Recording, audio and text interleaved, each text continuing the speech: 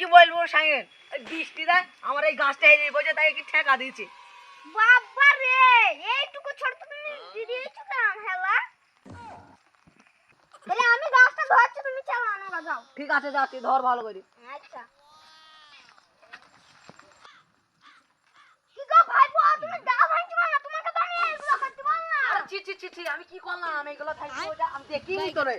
যা এইটাই হবে, তাহলে যা, এটাই নিয়ে যা। प्रभु हे हरि राम ভাইপো একটু সরাও, আমি দেখিনি। ये क्या हुआ? দেখি ভালো করে দাও, কই যাবে? দেখছি হাত কামড়ে গেল তো ভাইপো। এবার ঠিক আছে গাছটা। এই গাছটা বৃষ্টিটা কইলি যাইছি ভাইপো।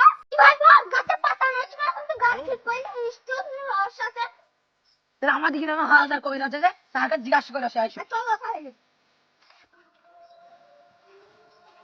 ওই দেখো তো কিছু বলছি। কি গাছ বলে রে? এটা তো জ্যোতিষী না, এটা তো কবিরাজ। যা যা গান ভুল করে গাছ যাবে। ঠিক আছে ঠিক আছে, দাঁড়া দাঁড়া দাঁড়া, আমি ঠিক মেনে নিয়েছি, দাঁড়া দাঁড়া।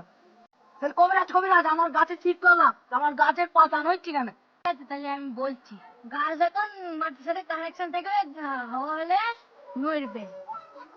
ও ঠিক আছে ঠিক আছে ঠিক আছে, তাহলে আবার বুঝতে পারলাম অনেকক্ষণ পর। ভাই পর এর বক্স নেই তো। আমি কি জানি রে, টাকা পয়সা তো আমার হয়নি।